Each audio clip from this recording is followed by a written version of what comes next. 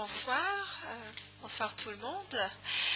Nous avons notre premier intervenant de ce cycle de Museum Talk.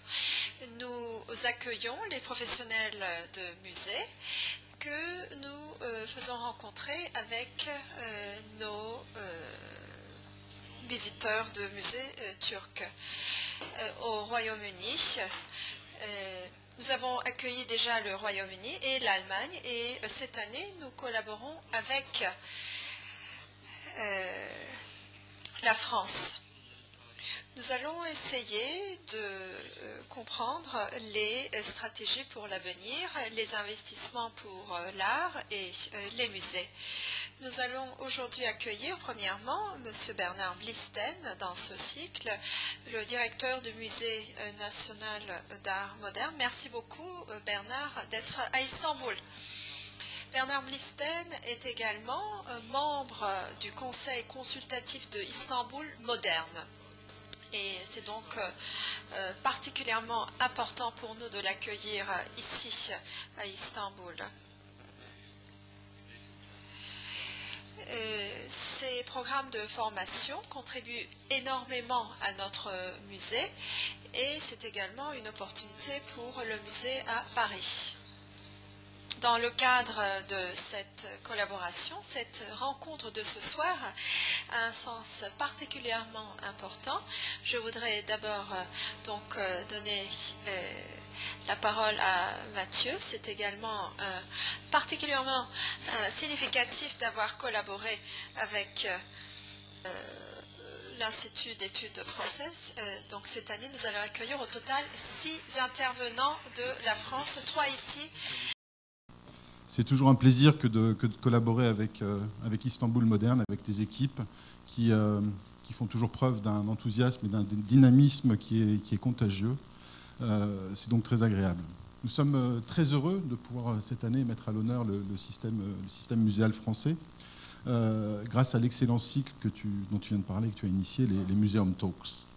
Nous le sommes d'autant plus que nous inaugurons ce cycle et cette série avec Bernard Blisten, qui est assurément, qui dirige depuis 5 ans l'un des plus prestigieux musées d'art moderne et contemporain au monde. Alors permettez-moi tout d'abord de vous présenter rapidement, cher Bernard. Vous êtes diplômé de l'école du Louvre, vous avez longtemps enseigné avec passion. En 1990, vous devenez directeur des musées de Marseille, où vous créez le musée d'art contemporain de la ville.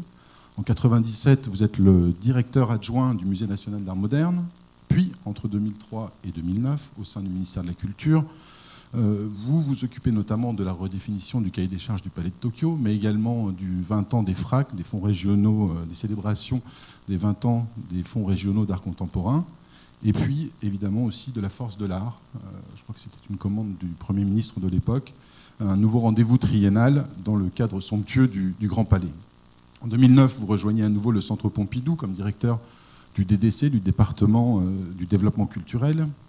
Et je crois qu'il faut quand même rappeler ici que le Centre Pompidou accueille, outre les collections du Musée national d'art moderne, des expositions temporaires, une bibliothèque, un centre de recherche et de création musicale, du cinéma, des salles de spectacle, de débat. C'est ainsi qu'il y a 10 ans, vous créez le nouveau festival, une manifestation à la croisée des disciplines, entre art visuel et spectacle, entre performance et parole, entre art plastique et théâtre. Le nouveau festival aura largement contribué à renouveler notre regard sur la création contemporaine, sur les enjeux du monde contemporain. Unanimement salué, il me paraît emblématique de quelques-unes de vos principales préoccupations, priorités, la pluridisciplinarité et la découverte des nouvelles formes de la création contemporaine.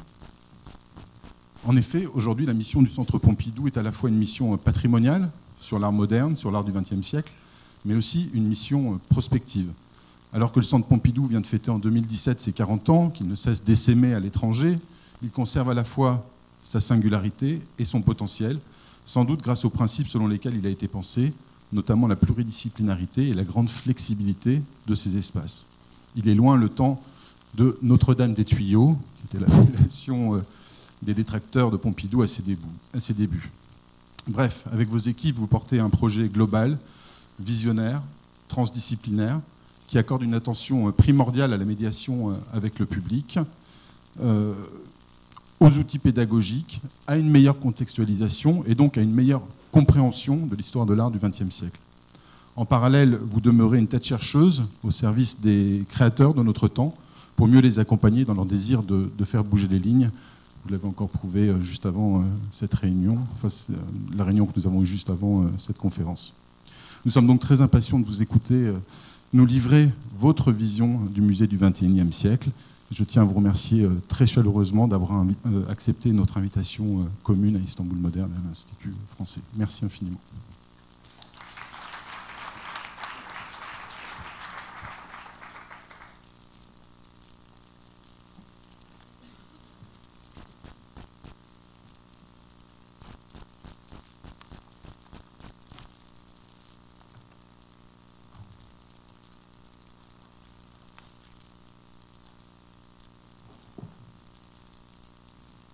Je suis très heureux d'être parmi vous.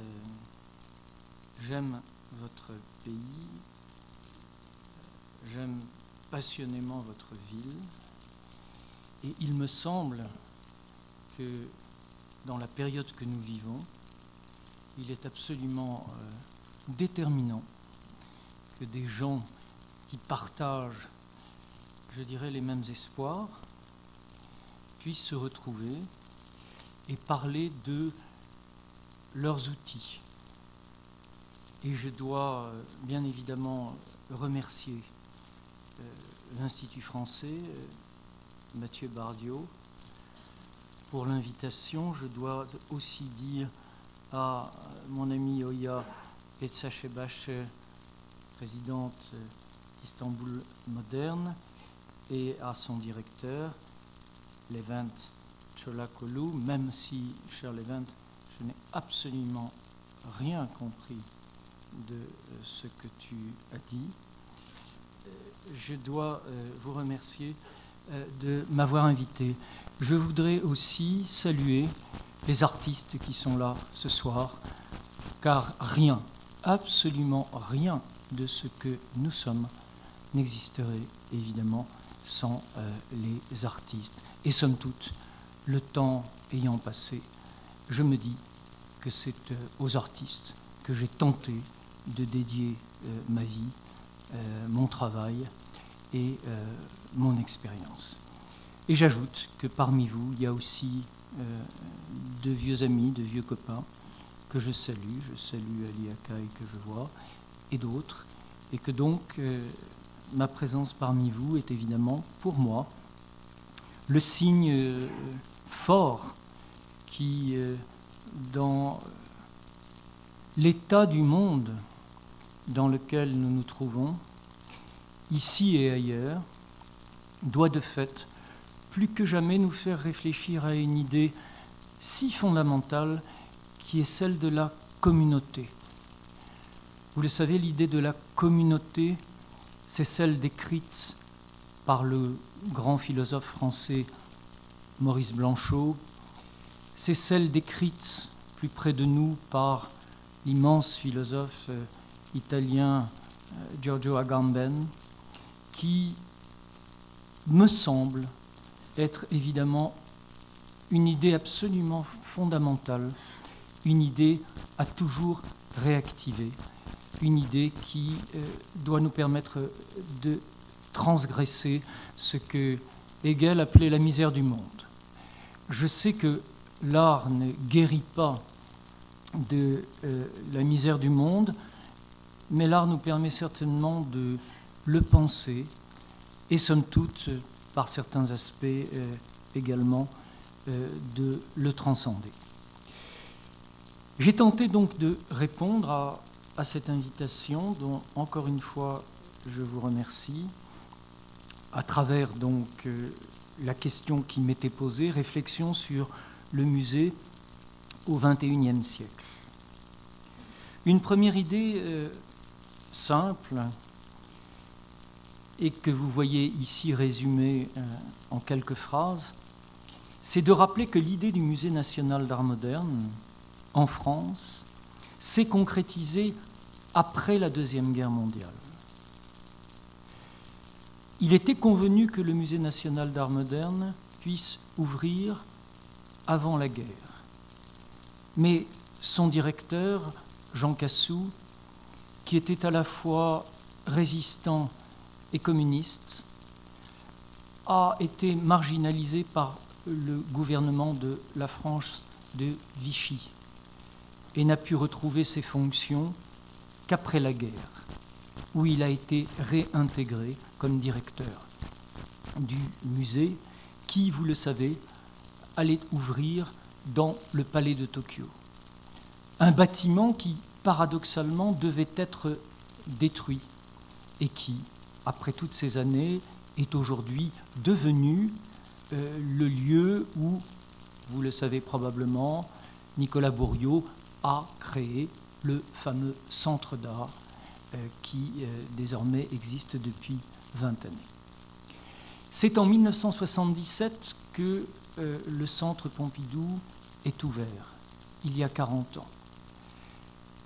Et paradoxalement, je m'étonnais tout à l'heure, et nous sommes là pour échanger sur différents points, je m'étonnais tout à l'heure que le modèle du centre Pompidou, cette pluridisciplinarité que Mathieu évoquait, et qui fait partie de l'ADN du centre Pompidou, que ce modèle reste somme toute un modèle toujours vaillant, que finalement ce modèle n'ait pas été réinventé à l'échelle des grandes institutions internationales. Il est probable que le modèle du centre Pompidou soit aujourd'hui analysé, déconstruit, critiqué par de plus petites institutions. Il est probable que le centre Pompidou, qui a conjugué un musée et un centre d'art, ait ouvert la voie à de petites structures que je considérerais pour ma part comme les structures nécessaires et pilotes de la recherche sur la création la plus contemporaine.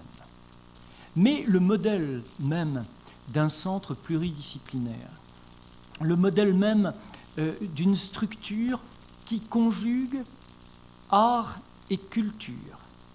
Et je fais la différence entre art et culture, comme le cinéaste Jean-Luc Godard fait la différence entre art et culture. La culture, c'est la règle, dit Jean-Luc Godard, et l'art, c'est l'exception. Il est probable que l'articulation entre art et culture soit, somme toute, après toutes ces années, restée le grand enjeu du Centre Pompidou. Puisque l'enjeu du Centre Pompidou a été et demeure bien évidemment une réflexion d'ordre historique et patrimonial, mais qu'en même temps le Centre Pompidou ne saurait continuer d'exister s'il ne réfléchit pas à la réalité même de la création au présent. Pas d'ailleurs une histoire du présent, mais, et c'est un point, je crois, extrêmement important, une histoire des présents. Et je reprends cette idée d'ailleurs du philosophe Michel Foucault, qui nous avertissait qu'il était absolument fondamental de ne plus penser le récit de l'histoire de l'art sur un mode univoque, mais de penser justement le récit de l'histoire de l'art dans sa diversité. Et comme je le dis ici, à l'heure de la fin des grands récits et de la globalisation, et vous savez quels ont été les travaux, là aussi, de penseurs comme Gilles Deleuze ou comme Jean-François Lyotard, à l'heure de ce que communément nous appelons la post-histoire ou le post-modernisme, le Musée national d'art moderne qui s'est inventé dans cette époque que nous appelions les 30 glorieuses, qui somme toute était l'époque du plein emploi, l'époque des utopies, l'époque du dynamisme industriel, le Musée national d'art moderne doit nécessairement, aujourd'hui, réfléchir à son présent, mais aussi, évidemment, à son futur. C'est de cette analyse que pourront naître d'autres perspectives théoriques et artistiques pour penser notre rapport à l'histoire passée et, bien évidemment, présente. Le Centre Pompidou, vous le connaissez, était-ce à l'époque un musée, ou davantage qu'un musée? Mais c'était en tout cas un musée, riche d'une collection de 30 000 œuvres, qui aujourd'hui a atteint plus de 120 000 numéros. Chose fondamentale, à l'origine du Musée national d'art moderne, il n'y avait dans sa collection ni département photographique, bien évidemment aucun département vidéo et cinéma, car la cinémathèque était ailleurs, à Paris, alors qu'au Musée d'art moderne de New York, elle était intégrée au Musée d'art moderne, et de fait, il n'y avait ni architecture, ni design. La première grande mutation du Centre Pompidou est, à mon sens, née au moment où il est apparu absolument nécessaire d'avoir ce que vous appeliez vous-même tout à l'heure une conception pluridisciplinaire de l'histoire.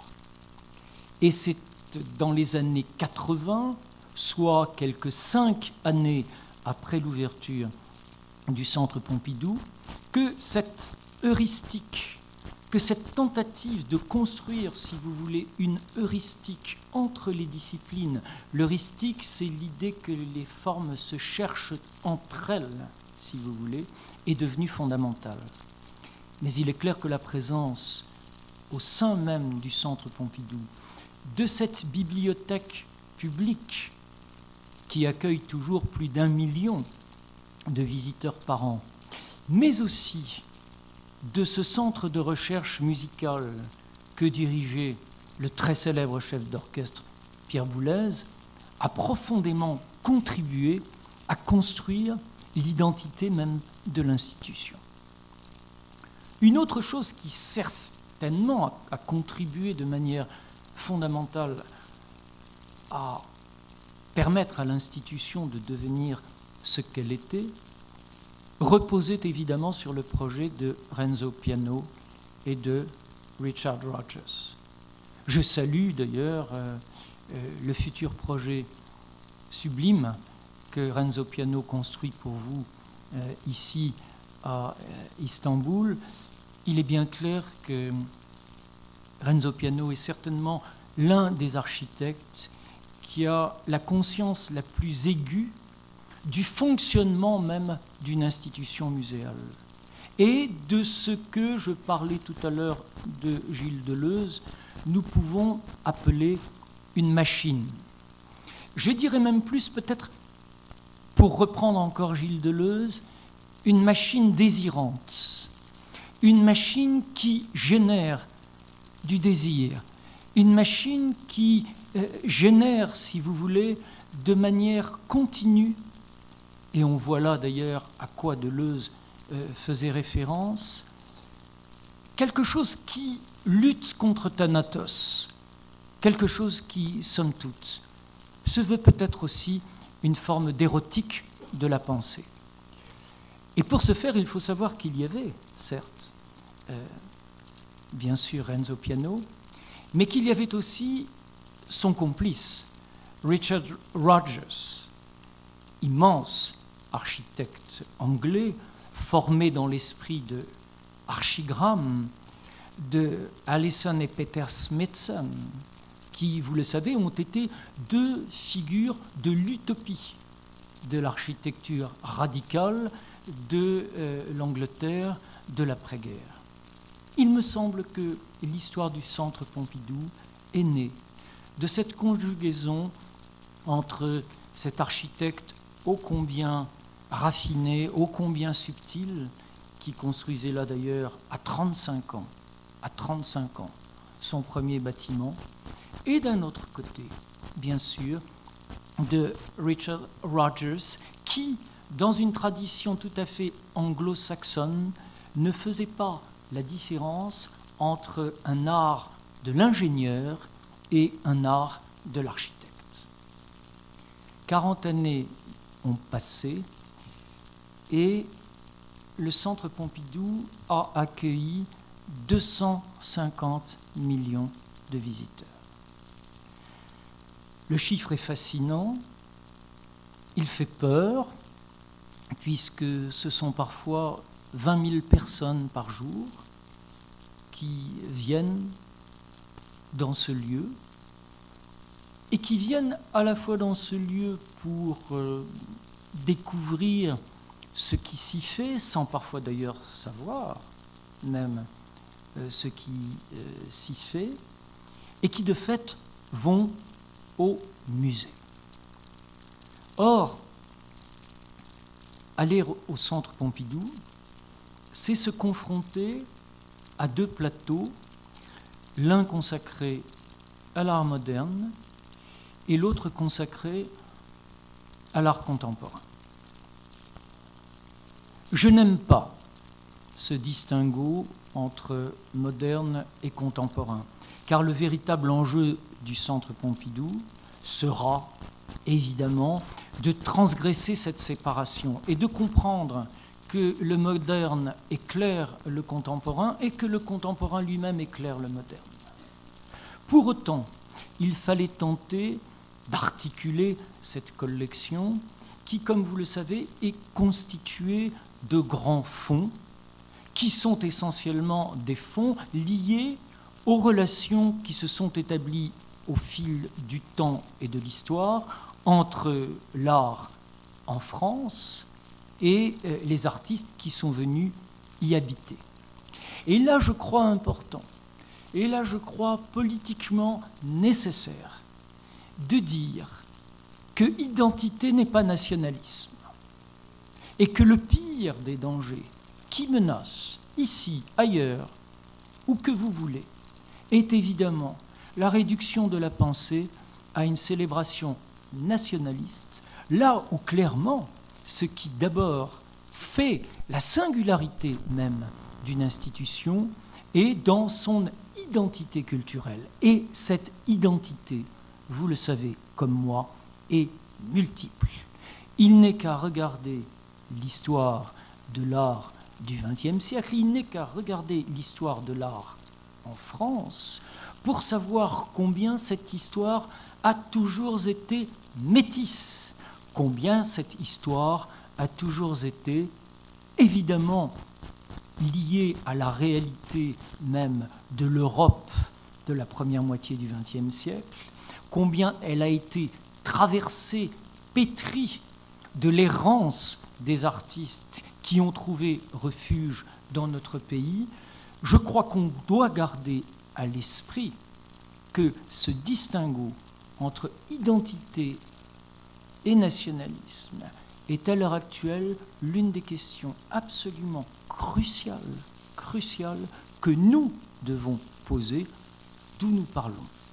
Cela ne veut pas dire qu'il faille oublier d'où viennent les artistes et quelle est leur histoire. Cela ne veut pas dire qu'il faille oublier, si je le montre ici, que Pevsner était évidemment russe, que Mondrian était évidemment hollandais, que Arp est né français mais devenu allemand lors de la guerre de 70, etc., etc. Mais cela veut dire que fondamentalement, penser l'art contemporain, c'est penser justement un espace élargi qui, de fait, questionne justement ces problèmes. De fait, lorsqu'il s'est agi de présenter la collection, ce qui appartient à tout directeur, si vous voulez, d'une pareille maison, je me suis dit qu'il fallait ce brouillage des nations, qu'il ne fallait pas tant travailler, si vous voulez, dans une perspective où les choses seraient réduites à des classifications que nous savons idéologiquement dangereuses, mais qu'il fallait justement tenter de restituer le mouvement des idées. Le mouvement des idées, vous l'avez dans la collection, lorsque une œuvre de Capogrossi peut être mise en relation avec l'architecture de Jean Prouvé, lorsque une figure du mouvement Gouttaï vient ici éclairer, au propre comme au figuré, les perspectives même d'un art ouvert à la performance. Cette dimension, vous l'avez, lorsque la mise en relation d'une œuvre de l'artiste américain Stankiewicz trouve un écho avec celle de l'artiste allemand Emil Ney.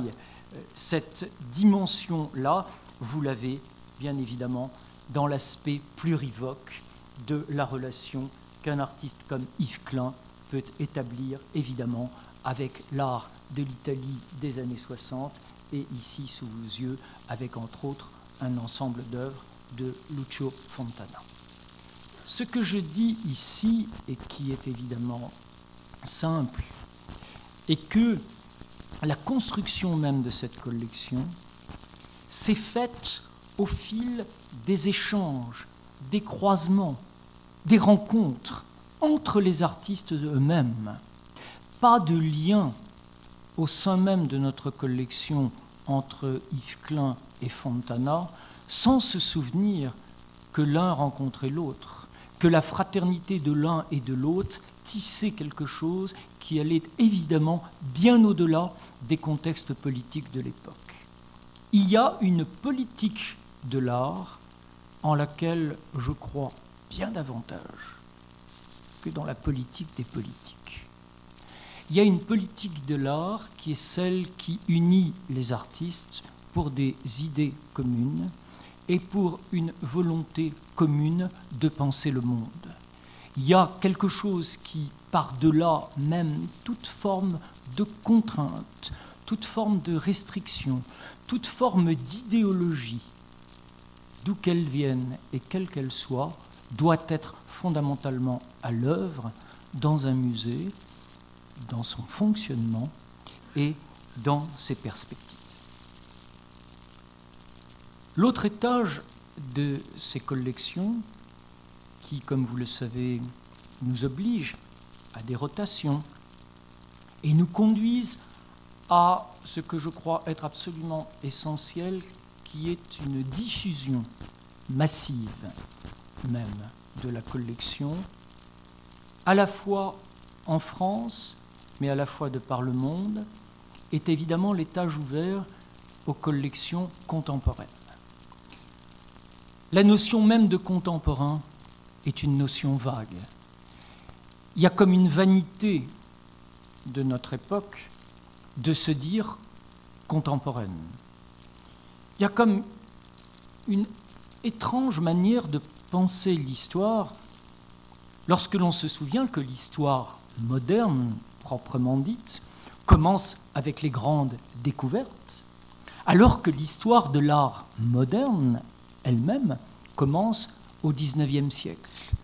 Il y a somme toute une étrange dichotomie entre une manière de penser le moderne, telle que les découvertes qui ouvrent, nous le savons, aux empires coloniaux le définissent, et telle que le moderne est défini par le poète français Charles Baudelaire.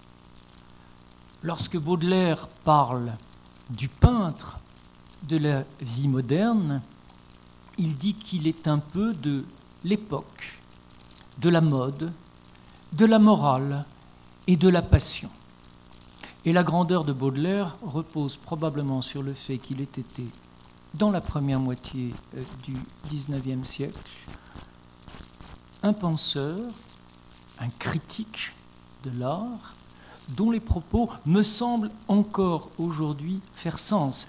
Il se peut que l'artiste d'aujourd'hui soit toujours l'époque, la mode, la morale, mais surtout la passion. Il fallait donc tenter d'articuler cette collection contemporaine, même s'il nous appartient, comme j'essaie de dire ici de déconstruire cette idée même de contemporanéité. Faut-il opposer le contemporain et l'actuel? Faut-il parler, comme je le disais tout à l'heure en évoquant Foucault, des présents?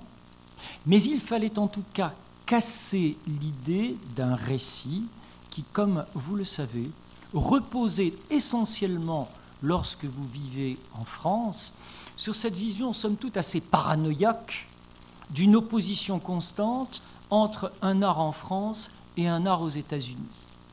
Pendant longtemps, cette histoire, vous la connaissez, elle a été décrite par un très célèbre historien de l'art, Serge Guilbeault, qui vit d'ailleurs depuis des décennies au Canada.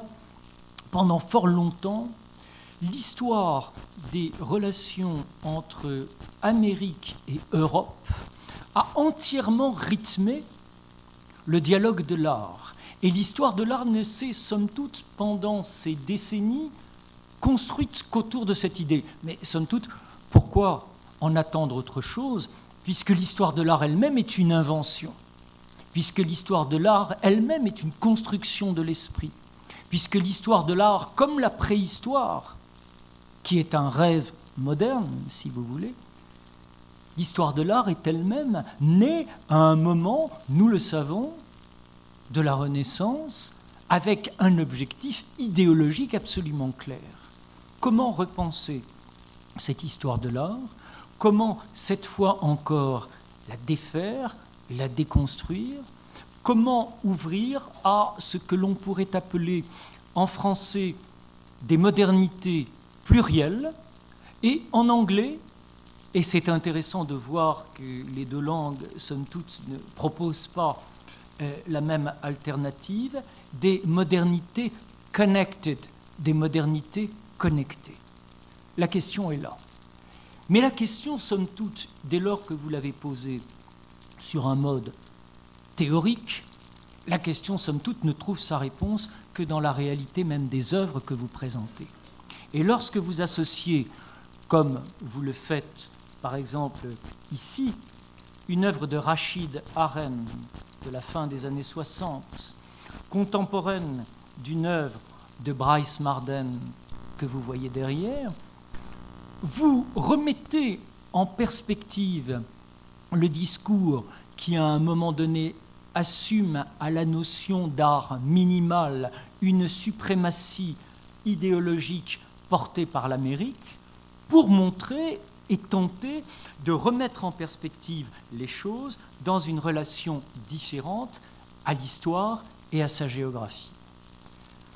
Le temps passant, je suis sans doute de ceux qui pensent que la géographie fait l'histoire. Et le temps passant, et étant chez vous, ici, à Istanbul, ce carrefour historique si fondamental, si déterminant dans l'histoire et si déterminant aujourd'hui encore, je ne saurais, à mon sens, oublier que de fait, la géographie fait l'histoire. Et lorsque, comme vous le voyez ici, fort de cette collection évidemment formidable que nous avons pu bâtir au fil du temps, nous mettons en relation Eva Hesse, comme vous le voyez au premier plan, elle-même une artiste née en Allemagne, mais ayant fait sa courte et géniale œuvre aux États-Unis. Yanis Kounellis, né en Grèce, au Pirée, mais ayant fait son œuvre entière à Rome, ou derrière nous là-bas, Bob Morris ou Richard Serra, vous mettez évidemment en perspective, même si nous sommes là sur un mode rétrospectif, une histoire dont on sait fondamentalement qu'elle n'appartient pas à proprement parler à une nation, mais à une forme d'international des idées et de la pensée. Pour autant, vous en Turquie et moi en France, je ne saurais négliger que c'est aussi de notre histoire dont nous sommes comptables. Sous vos yeux, des artistes qui vous sont probablement moins familiers que ceux que je vous montrais précédemment. Un groupe qui s'est développé en France dans les années 70 et que l'on a appelé le mouvement Support Surface. Support Surface, c'est clairement un mouvement qui n'a pas trouvé d'audience internationale. Il faut questionner les raisons pour lesquelles ce mouvement est resté, selon l'expression, franco-français.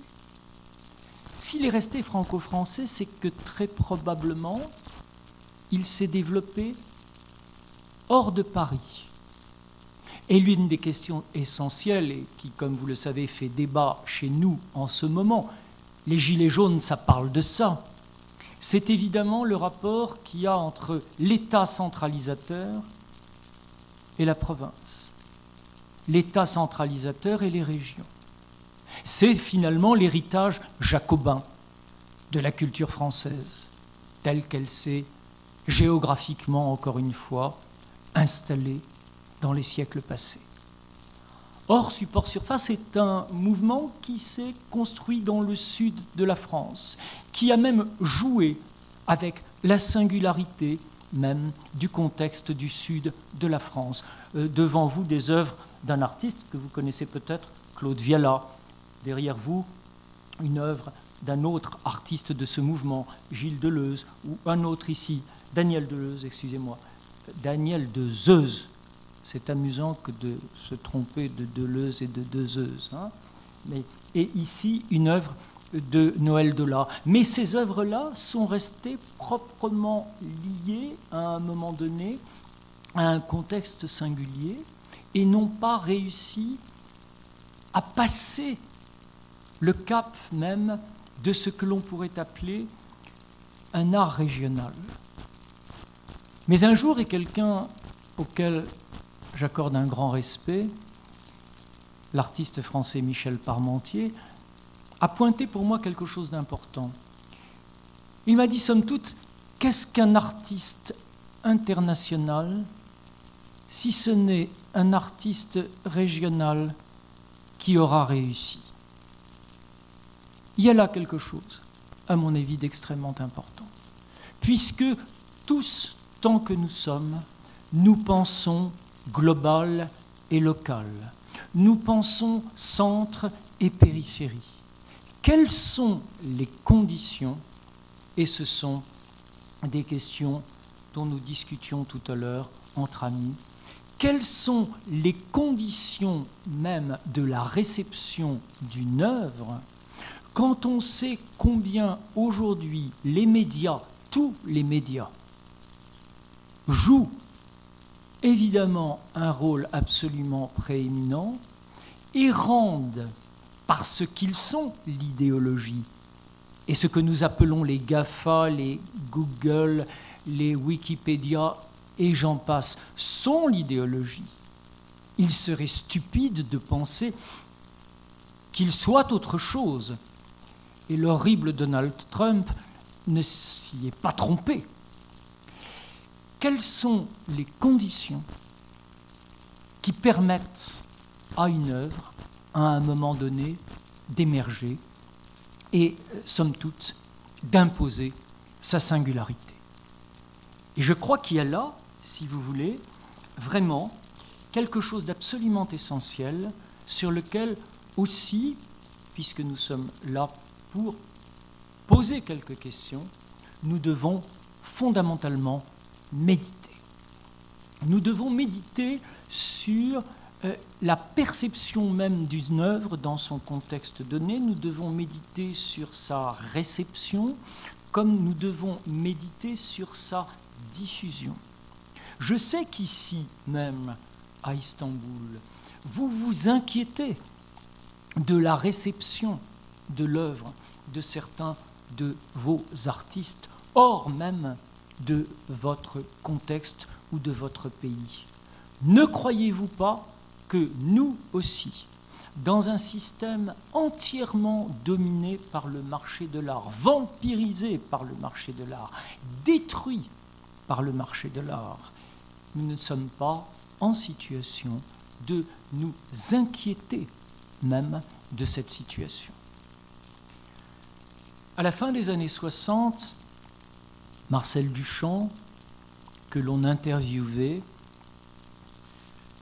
et à qui on demandait quel était, à son avis, l'avenir de l'art, a répondu dans une interview que vous pouvez justement d'ailleurs trouver sur Internet, l'avenir de l'art est évidemment sans avenir. Vous comprenez ? Le « vous comprenez » n'est pas de moi, mais de Duchamp lui-même.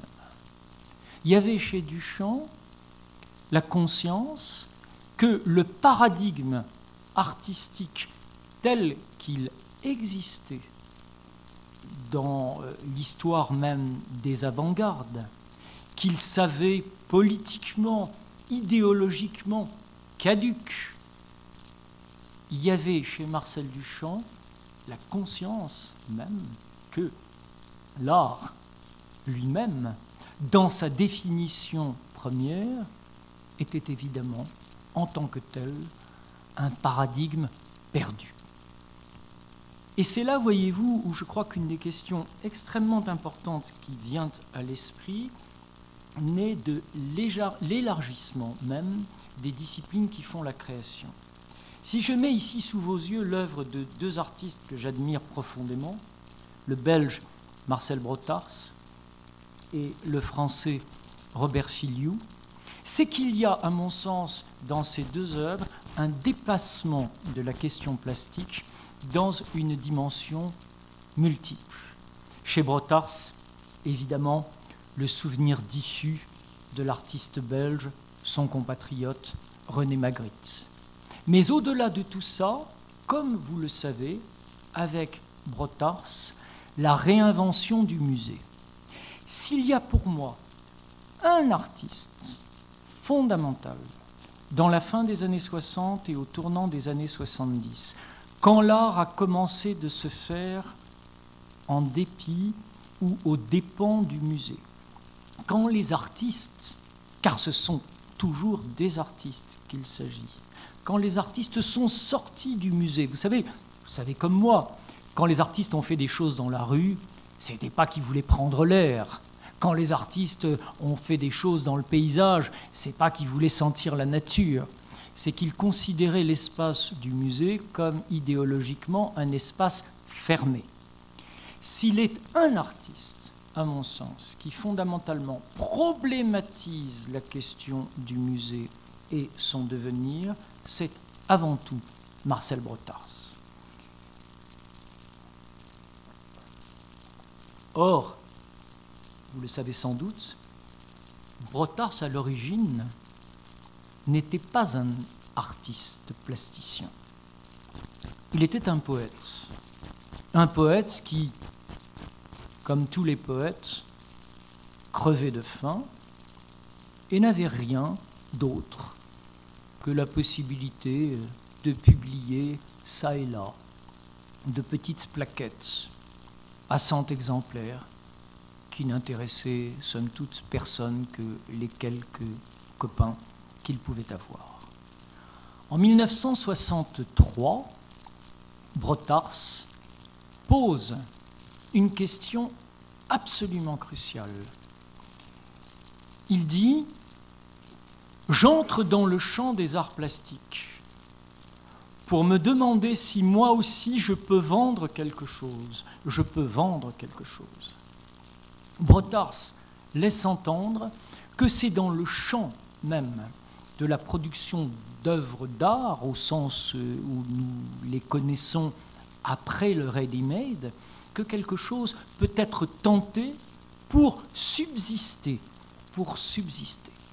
Et pour ce faire, il ferme le musée d'art moderne traditionnel et réinvente une sorte de métaphore de musée. Il construit dans son appartement, un petit appartement de 2 pièces, il construit ce qu'il appelle un musée d'art moderne et un département du XXIe siècle. Et il ouvre, comme vous le pouvez voir ici, une chambre que par la suite nous avons acquise et, comble de l'ironie, installée dans notre musée, comme quoi le musée accapare tout, s'approprie tout, l'idéologie récupère, si vous voulez, toujours tout. Il ouvre comme une utopie, une sorte de parodie de musée, où il invite ses amis, où il construit à force de langage, vous voyez le pouvoir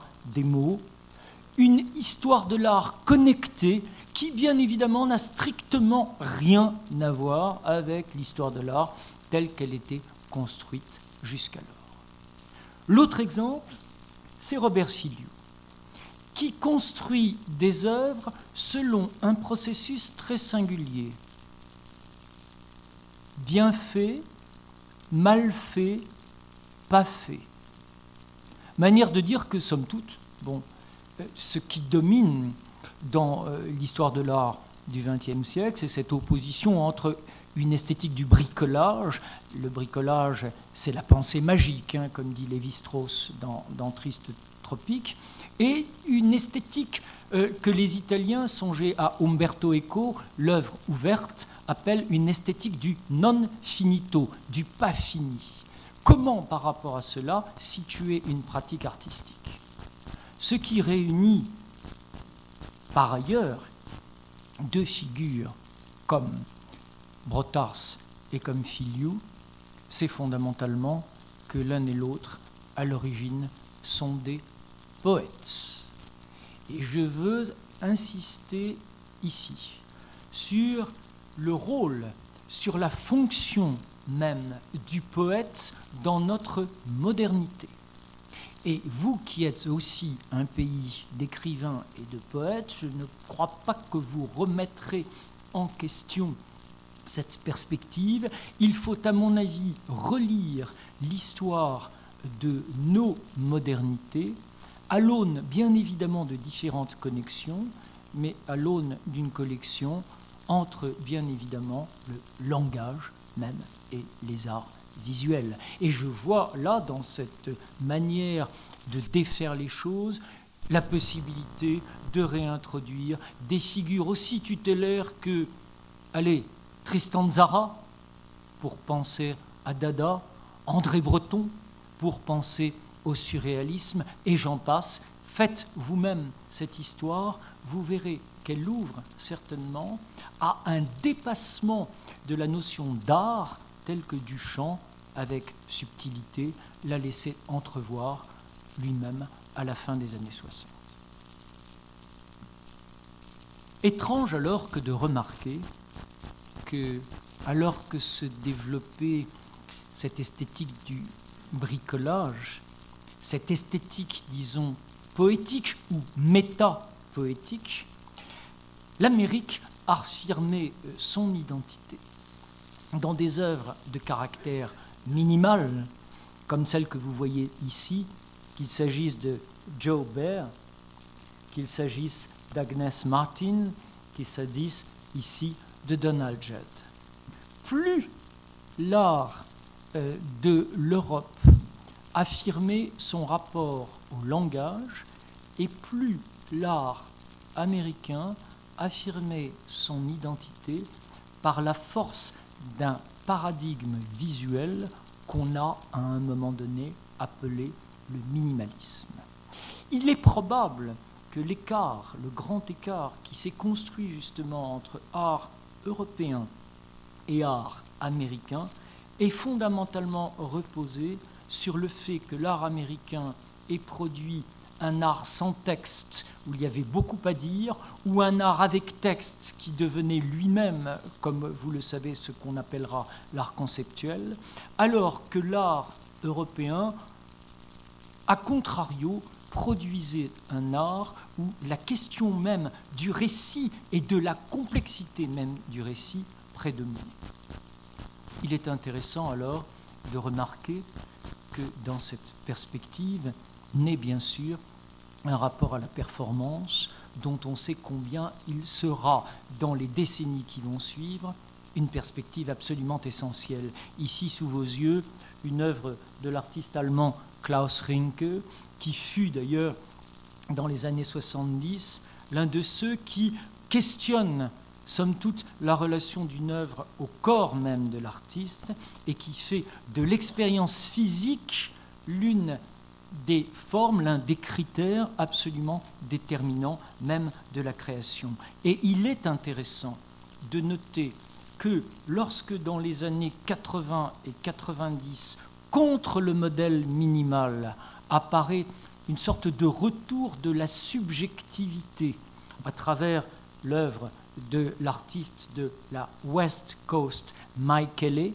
c'est évidemment une opposition entre l'art de New York, celui qui dialogue immédiatement avec l'Europe, qui se retrouve à travers la West Coast, qui elle-même a toujours été considérée dans les marges même de la production américaine.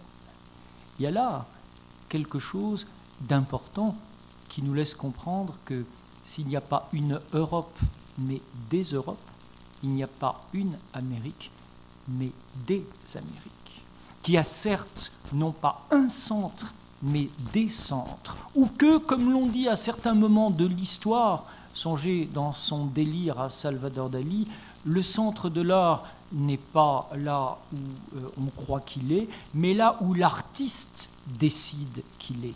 L'univers et la galaxie gravitent autour du projet de l'artiste, et pas simplement dans des régions géographiques qui seraient prédéterminées. L'art est d'abord une région de l'esprit, et c'est autour, à mon avis, de cette idée, justement, qu'il faut réfléchir au fonctionnement même du musée.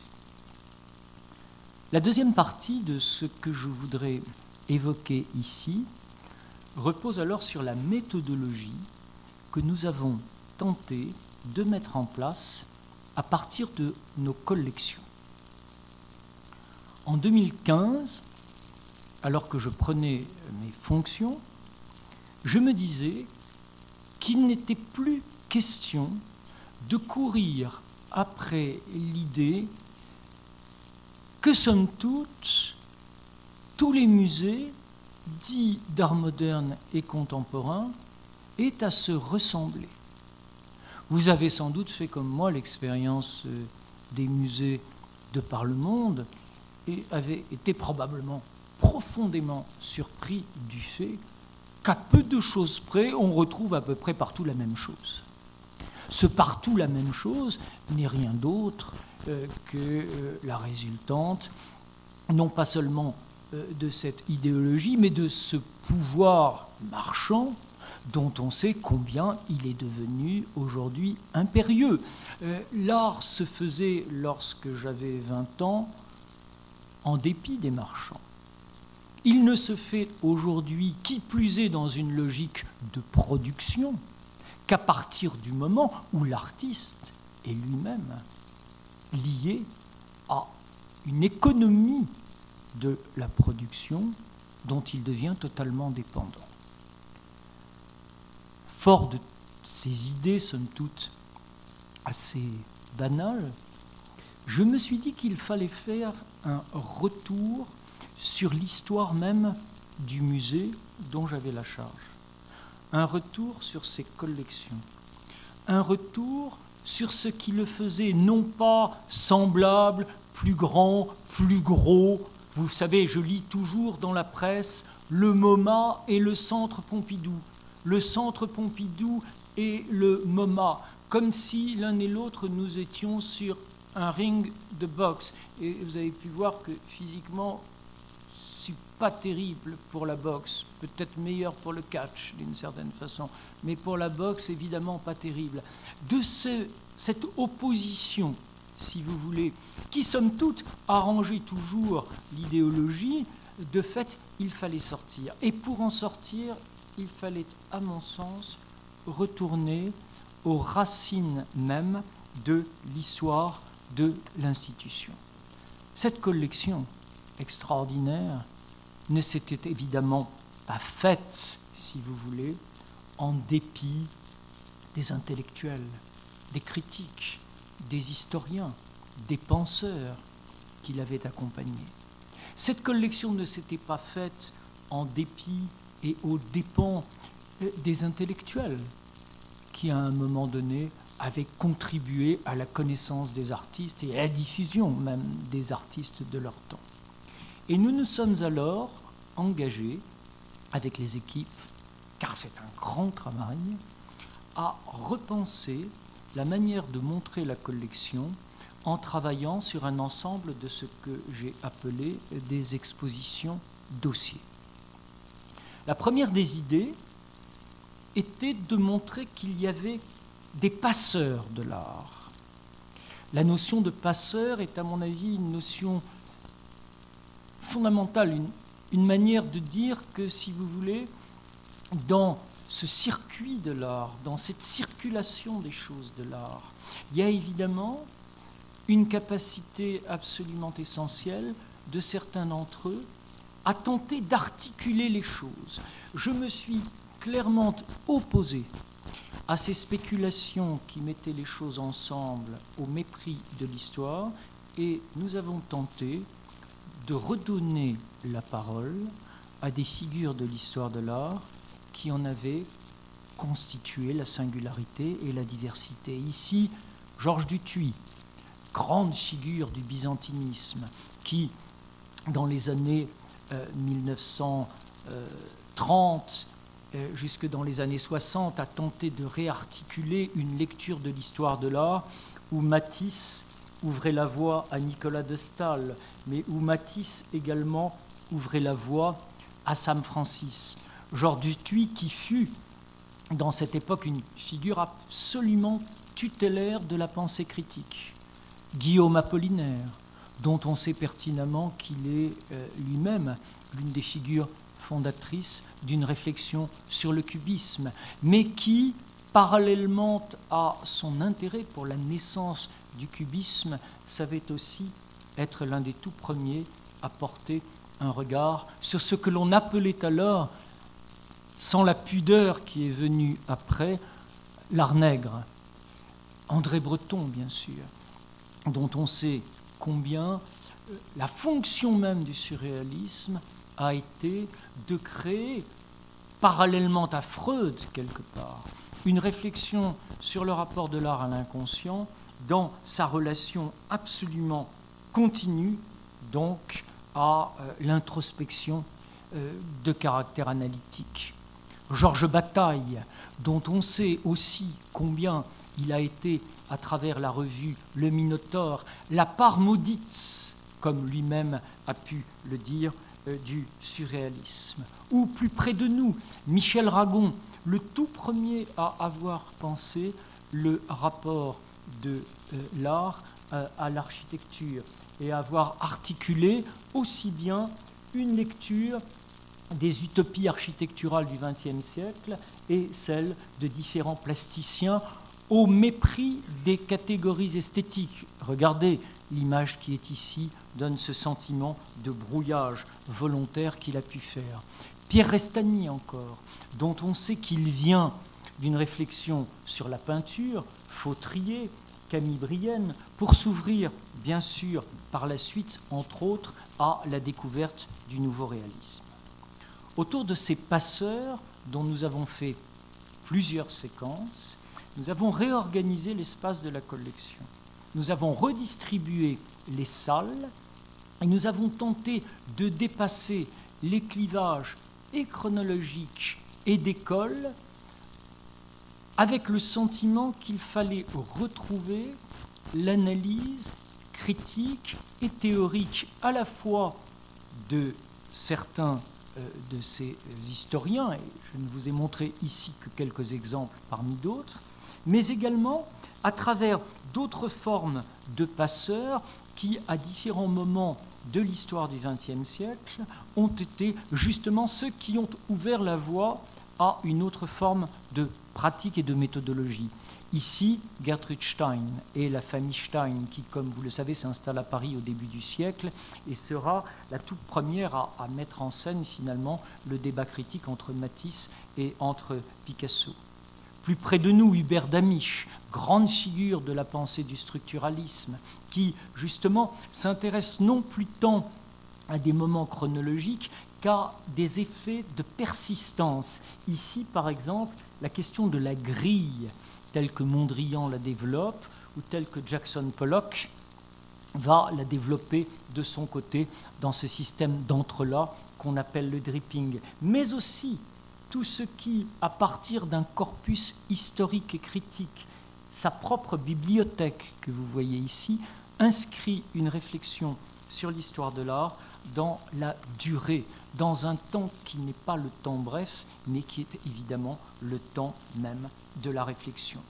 Robert Lebel, qui fut une figure absolument cruciale des rapports entre l'art dit ancien et l'art contemporain, qui fut expert en peinture ancienne et qui, entre Pierre Klossowski et nombre d'autres artistes comme Hérault, fut lui aussi un passeur fondamental. Vous voyez ici une autre image qui confrontait la collection de masques esquimaux qu'il avait accumulés lors de son exil aux États-Unis et des œuvres d'artistes comme Yves Tanguy, Max Ernst et beaucoup d'autres qui ont fait donc la singularité de son discours.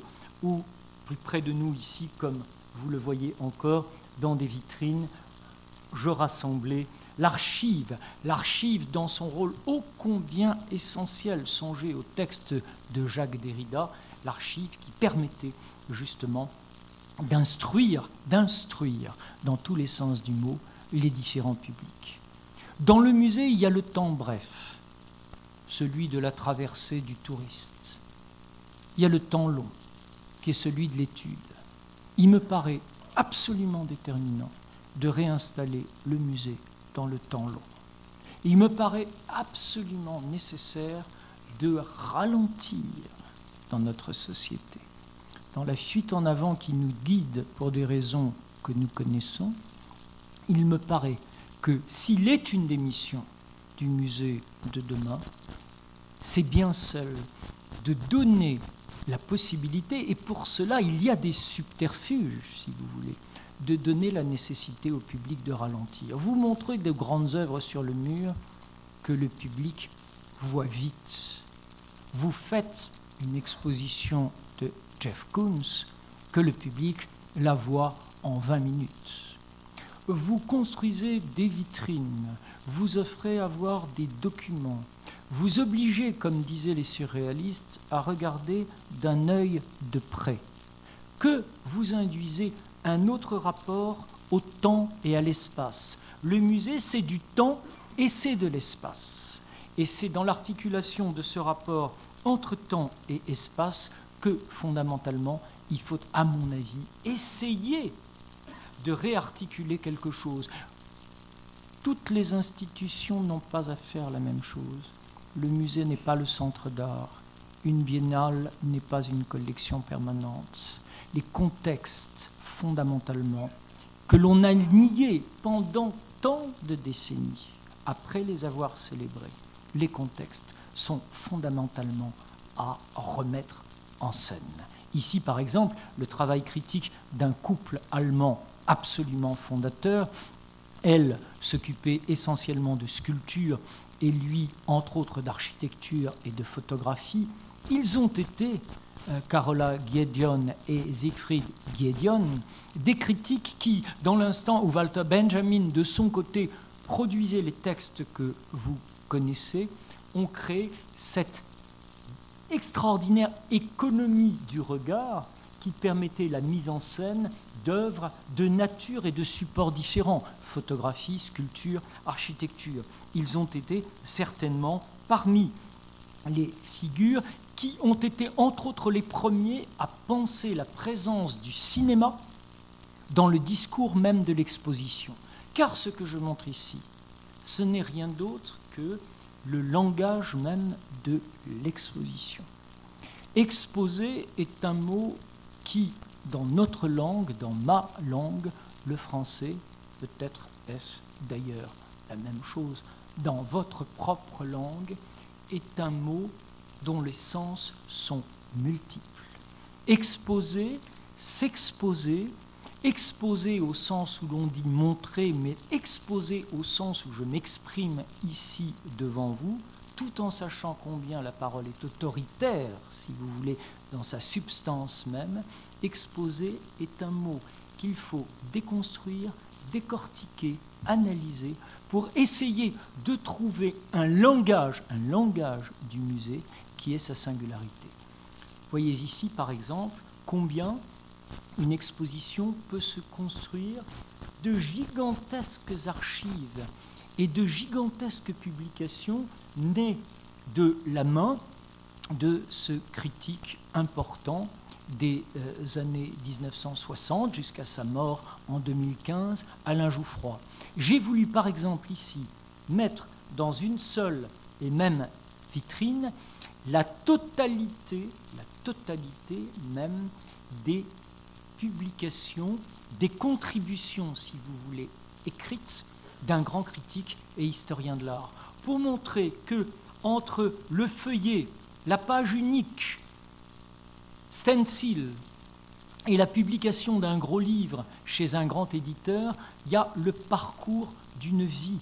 Il y a, comme je tentais de l'expliquer tout à l'heure, non pas simplement le temps immédiat, mais le temps long.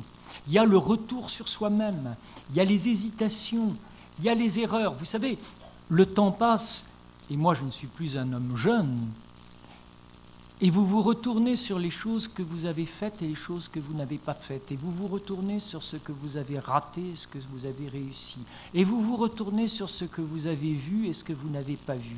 Et justement, comme je le disais tout à l'heure, l'important n'est pas tant d'avoir raison que de garder sa raison. Et le monde dans lequel nous sommes, la situation dans laquelle nous sommes, pourrait nous contraindre à perdre la raison. Retrouver la raison, garder raison, c'est évidemment articuler les choses à l'aune, non pas simplement, si vous voulez, d'un discours global, mais d'un discours qui, de fait, trouve sa force dans son autonomie et dans sa singularité. Oui, il y a un mot que j'ai du mal à employer parce qu'il me semble galvaudé et que nombre d'entre vous doivent avoir à l'esprit, il faut résister. La résistance est certainement un mot d'ordre de la plupart des gens qui continuent de vouloir avoir une conscience critique. Or, Alain Jouffroy fut cet homme qui a bricolé justement sa vie durant des articles, des tracts. Il appartient à cette génération de ceux qui faisaient des tracts ou de ceux qui collaient des textes sur les murs. On pourrait croire que le pouvoir de cette subversion a disparu aujourd'hui. Vous savez comme moi que ce pouvoir-là, probablement face à, entre autres, les réseaux sociaux et autres médias d'aujourd'hui, peut avoir une force critique que nous ne saurions négliger. Et j'étais fasciné de voir combien cet homme avait été en quelque sorte sa vie durant de ceux qui continuaient de croire au pouvoir même de la parole. Oui, il y a un pouvoir de la parole et on sait pertinemment que politiquement, c'est souvent ce pouvoir-là qui nous est retiré. Mon travail était aussi de tenter justement de le mettre en scène. Et le mettre en scène voulait dire aussi aller ailleurs que chez moi, en France. Mon travail était aussi de faire un pas de côté, d'aller interroger le tropicalisme brésilien, lorsque Oswald de Andrade se rapproche justement des grandes avant-gardes nées dans le contexte latino-américain, crée des passerelles entre l'Europe et son continent. Et quand on voit ce qui est arrivé au Brésil il y a de cela 2 semaines, on se dit que les emmerdements ne sont décidément pas que chez nous, mais qu'ils sont aussi, et j'espère que le traducteur sait traduire emmerdement, pour employer un euphémisme, que les emmerdements sont aussi ailleurs. Or, Oswald de Andrade fut de ces figures qui, justement, nous ont fait réfléchir à quoi? Ils nous ont fait réfléchir à la domination de la culture occidentale par la colonisation au Brésil, et il nous a dit, vous savez, avant que vous n'arriviez, c'était pas mal. Ne croyez pas que ça s'est amélioré avec votre venue, ça s'est plutôt dégradé avec votre venue. Donc, faisons un peu retour sur notre histoire, voyons un peu le passé. Et les artistes qu'il a pu, entre autres, célébrer, Portinari, Tarsila de Amaral, etc., que nous avons la chance, effectivement, d'avoir dans notre collection, me sont apparus comme des modèles critiques à partir desquels il fallait justement essayer de construire une analyse même de notre collection. Un autre exemple qui me venait à l'esprit était évidemment Aimé Césaire, la question de la négritude, la question d'une œuvre que vous voyez ici, je n'expose pas tant à partir des œuvres plastiques, mais aussi à partir de textes, à partir de revues, à partir de manuscrits. Cette question même de la négritude, telle que Césaire l'a pensée, parfois dans la complicité de certains artistes. Je songe ici à l'artiste sino-cubain Wilfredo Lam. Cette question-là est évidemment, à un moment donné, une question qui nous est apparue comme une question cruciale. Et je crois que, justement, dans cette lecture même d'une œuvre, dans cette exposition qui conjugue, certes, la complicité qu'il aura avec Picasso, mais aussi la possibilité même d'une complicité politique avec le contexte même du pays dans lequel il a développé son travail, je crois qu'il y avait là quelque chose d'une politique de l'art qui me paraît fondamentale. Et justement, cette politique de l'art, j'ai voulu en faire une présentation élargie des collections, selon, comme vous l'aurez remarqué, un renouvellement qui vient tous les 6 mois. Oui, j'ai la chance d'avoir cette collection inouïe.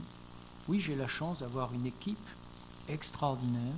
Oui, j'ai la chance d'avoir une bibliothèque qui est certainement une des plus importantes du monde. Au-delà de cela, ce qui m'a toujours semblé important dans ces connexions, c'est justement que l'espace du musée soit un espace critique. Que la notion même de critique, au sens théorique, soit toujours réactivée par un renouvellement même de ses présentations. Certains m'ont dit, mais nous voulons voir les chefs-d'œuvre. Et je leur ai dit, mais il n'y a pas que les chefs-d'œuvre à voir. Car pour comprendre la notion de chef-d'œuvre, il faut aussi certainement regarder autre chose. Ah, mais vous me donnez à voir parfois des erreurs, des mochetés.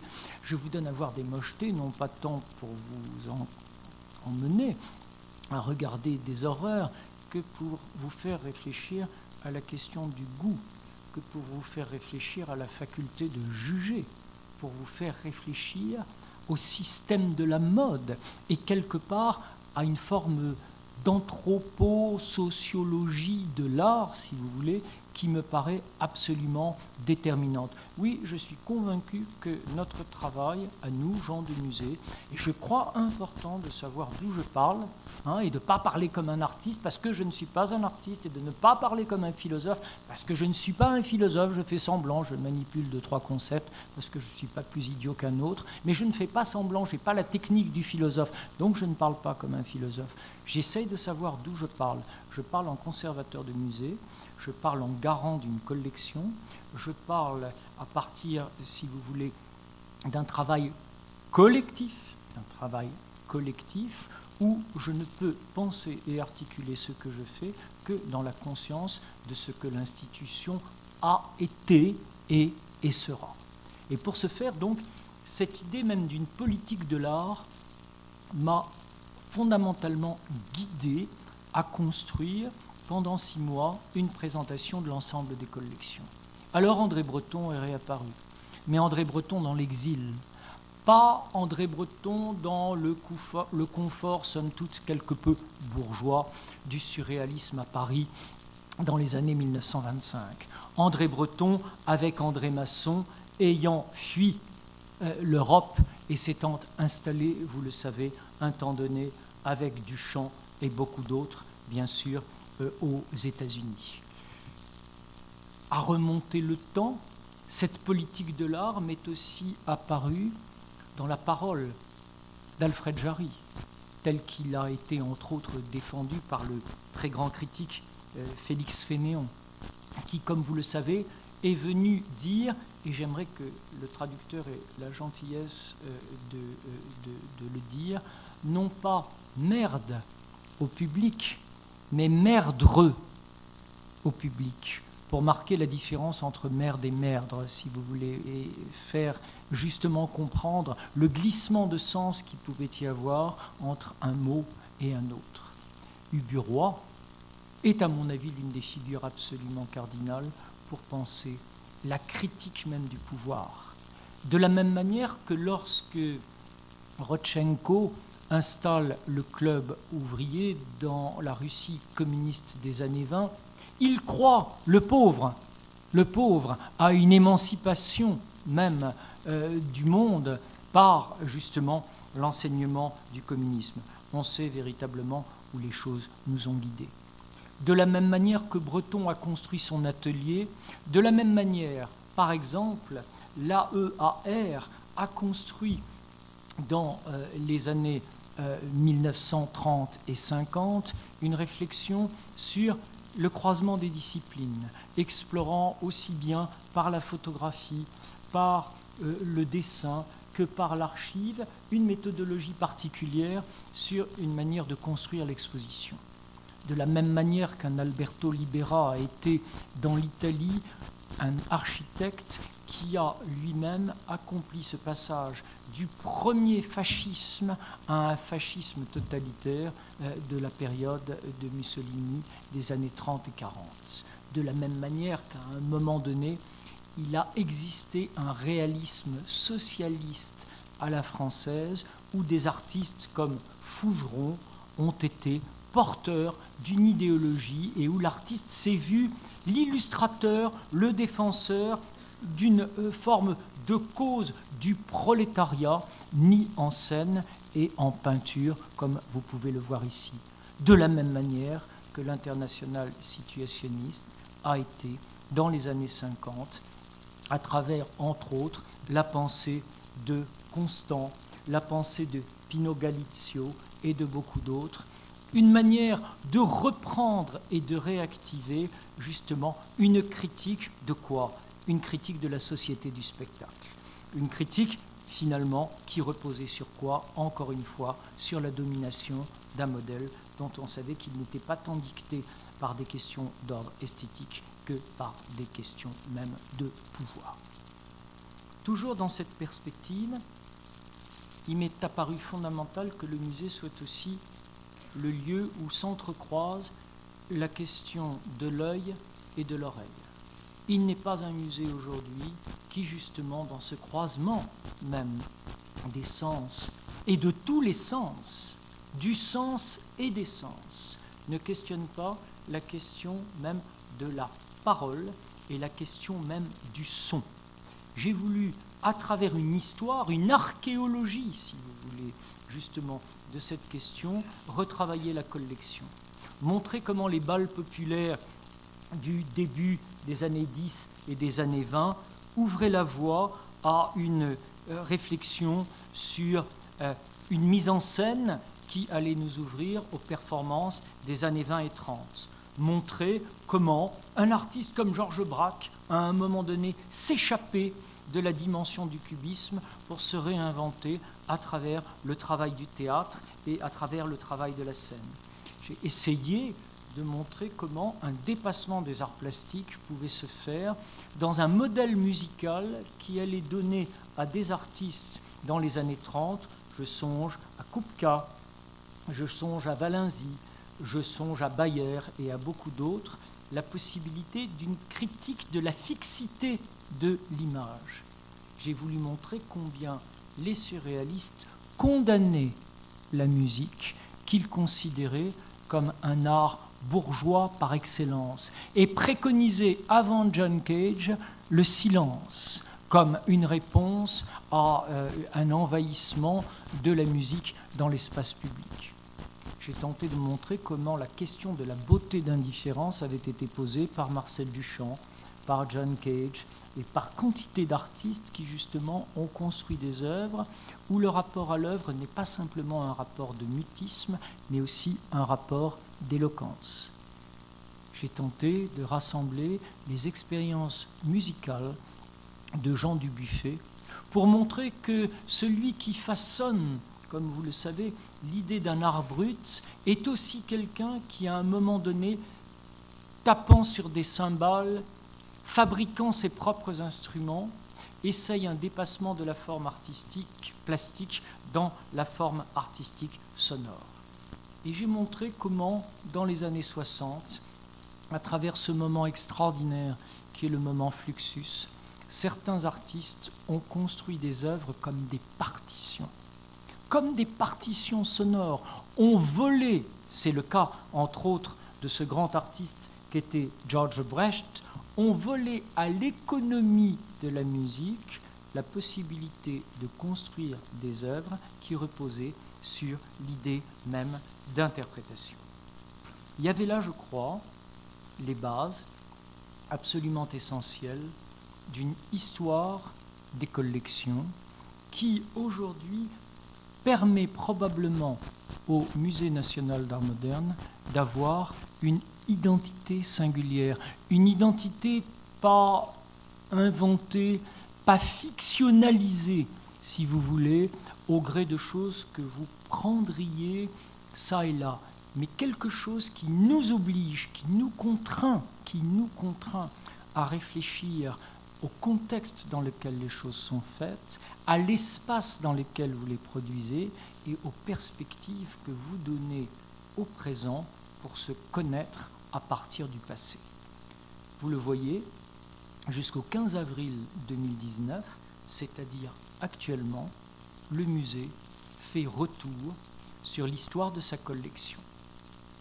Le musée montre ce que fut le musée du Luxembourg avant qu'on ne décide, dans les années 30, de construire un musée national d'art moderne. Le musée montre ce que fut ce musée dans les années 30, lorsque timidement on commença à acheter des œuvres de Braque ou de Fernand Léger, voire encore de Robert Delaunay, alors que tout un ensemble de noms aujourd'hui perdus ou aujourd'hui oubliés s'accumulaient sur les cimaises selon un mode d'exposition qui saturait l'espace plus qu'il nous obligeait à avoir, comme c'est le cas ici, un regard spécifique sur une œuvre et non pas sur une constellation d'images. J'ai montré ce qu'était le musée du jeu de paume lorsqu'on classait les choses entre école française et école étrangère. Et chers amis, à cette époque des années 30, Picasso, qui vivait à Paris depuis le tournant du XXe siècle, était encore rangé comme on range ses caleçons ou ses chemises dans un tiroir.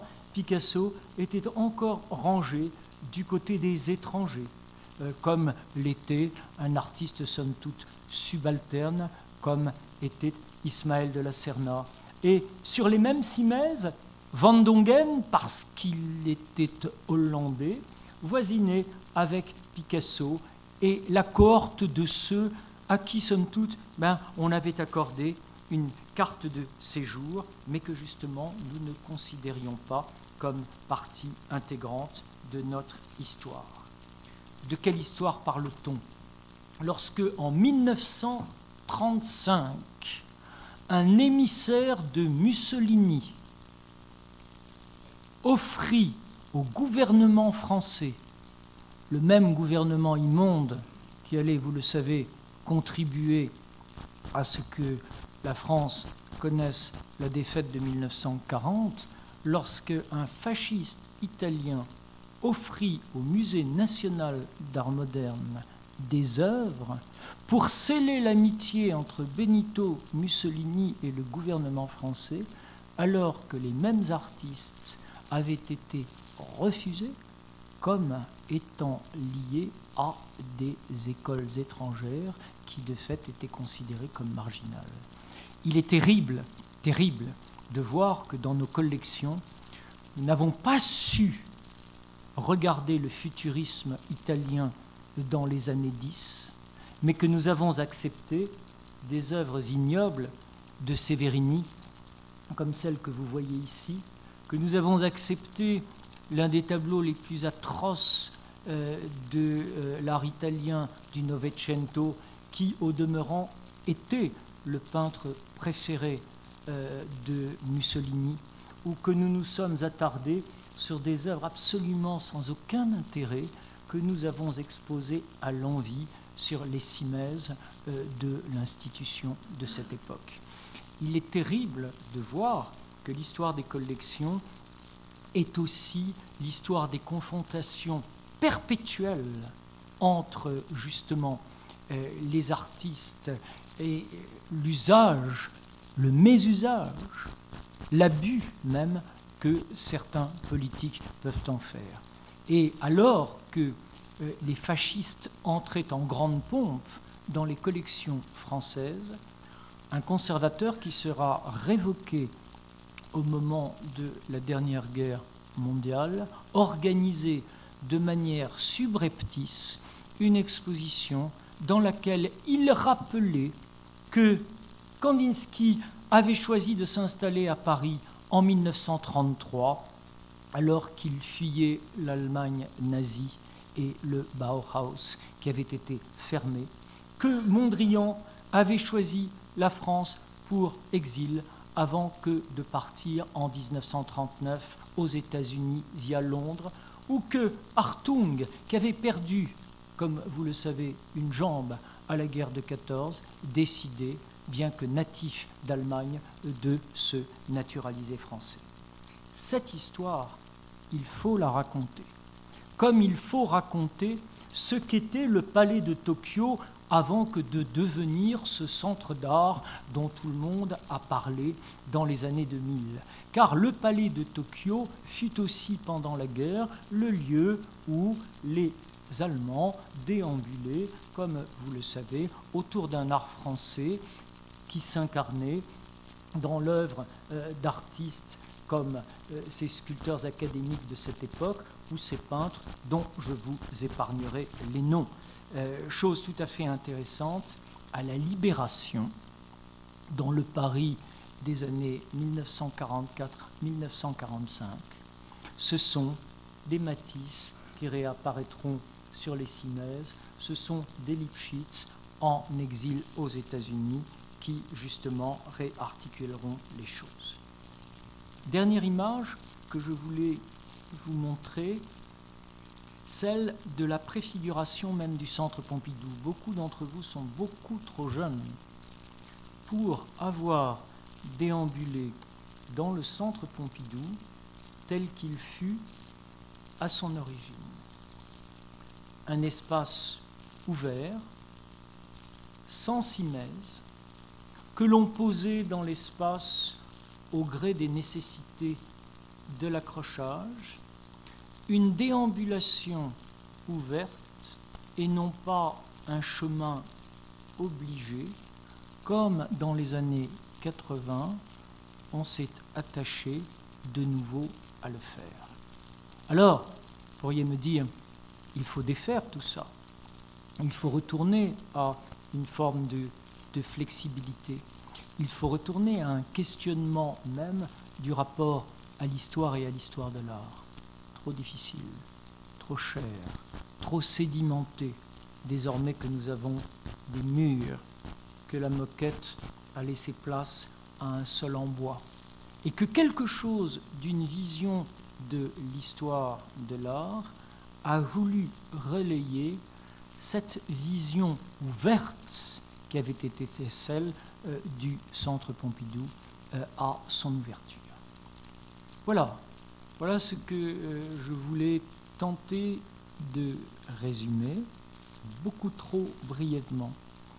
Il me semble absolument nécessaire que les gens qui font mon travail, et il est probable qu'il y en a parmi vous.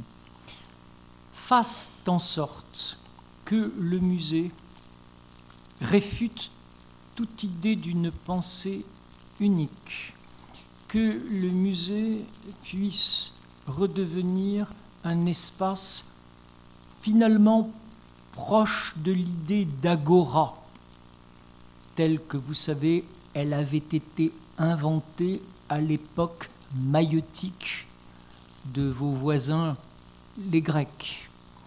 Il me semble absolument fondamental que l'espace du musée soit un espace discursif, où il ne soit pas donné à voir l'œuvre dans une sorte de pureté originelle, mais dans une déconstruction du rapport qu'elle a pu entretenir à son histoire, à son contexte, que on a tendance, la plupart du temps, à négliger.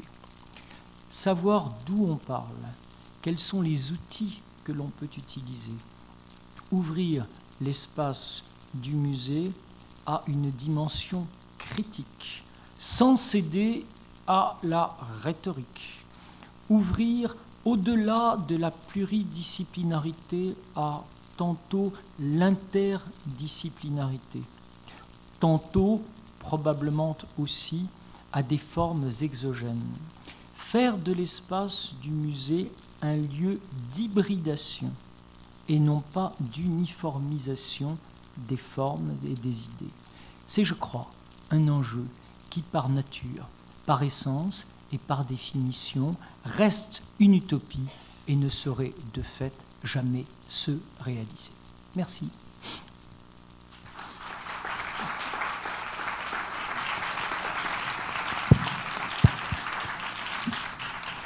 Alors, on avait dit qu'il y aurait un temps, si vous le souhaitez, pour l'échange.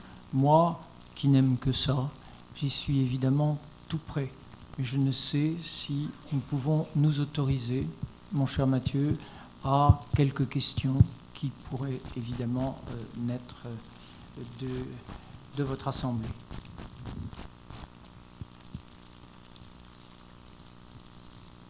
C'est toujours la première question la plus difficile. Alors, passez tout de suite à la deuxième. Madame.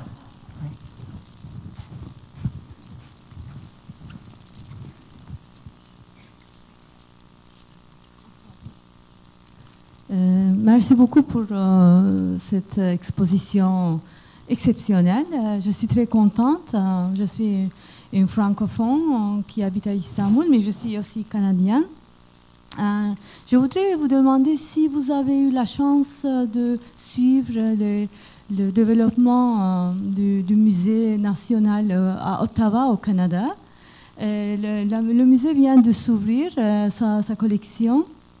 Ce qui est intéressant, c'est que les œuvres contemporaines est maintenant montrées en même temps avec l'art inuit, avec des objets, avec de l'artisanat, parfois de l'époque, parfois il n'y a pas une contemporanéité, mais ça m'a vraiment paru exceptionnel. Et j'ai beaucoup voulu voir quelque chose pareil en Turquie. Et deuxièmement, j'ai aussi fait une similarité entre ce que vous avez parlé avec la musique, l'histoire de la musique classique.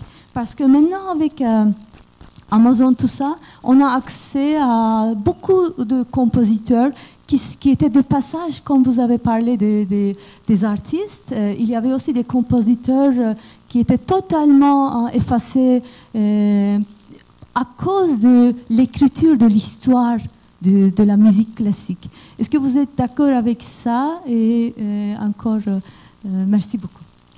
Alors, madame, je ne savais pas qu'il y aurait une Canadienne parmi nous, et vous l'aurez remarqué, j'ai évoqué la pensée de Serge Guilbeault, qui me semble être une figure importante, qui a réfléchi à la domination même du modèle américain en écrivant un livre que je me permets de recommander à tout le monde, qui s'intitule « Comment l'Amérique a volé l'idée d'art moderne, qui est un livre extrêmement intéressant sur le déplacement de la domination européenne et essentiellement d'ailleurs française du côté de la scène américaine. Ça, c'est la première chose.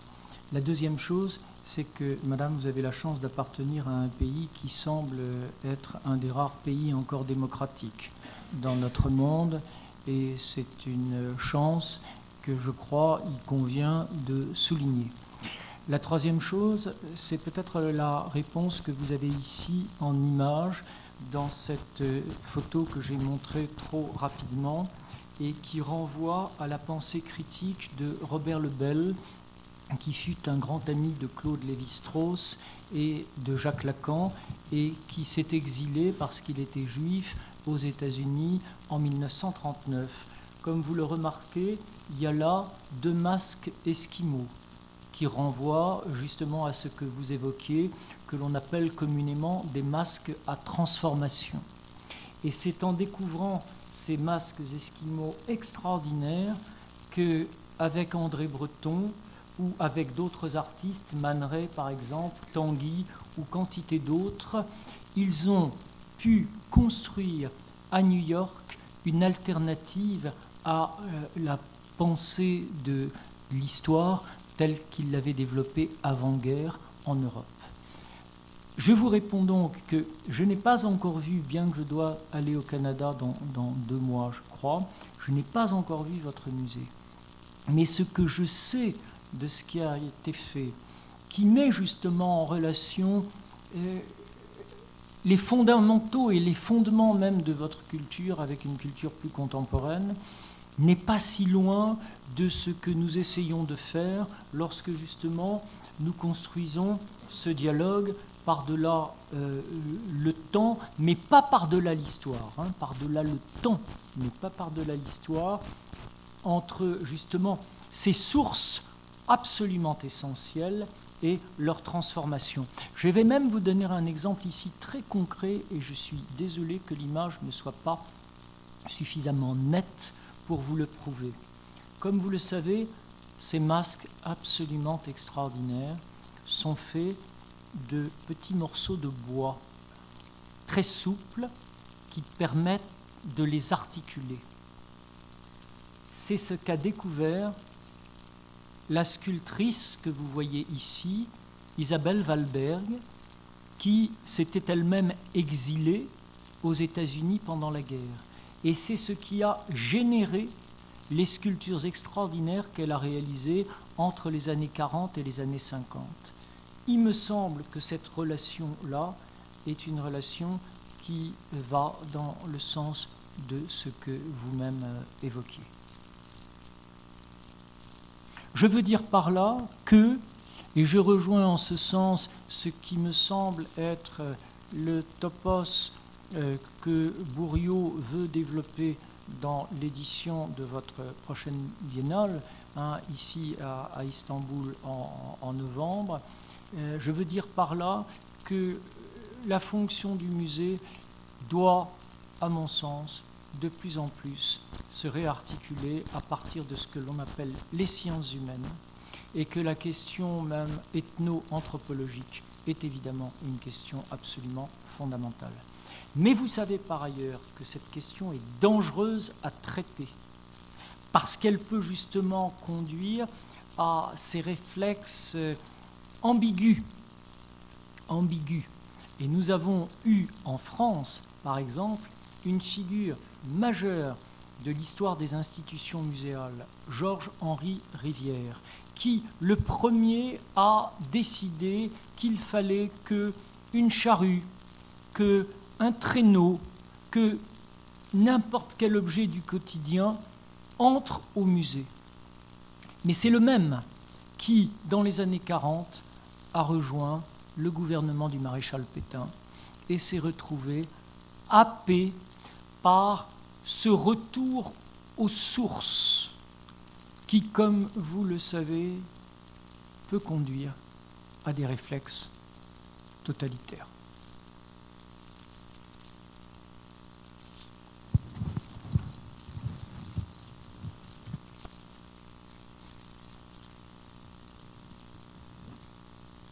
Il y a un monsieur et un autre monsieur à droite. Il y a 2 questions. Et après, on s'en va. Ah d'accord. Ok. Ah, moi je mets le casque? Oui, oui. Ah, la question, mon turc est mauvais. Il faut peut-être l'ouvrir, non?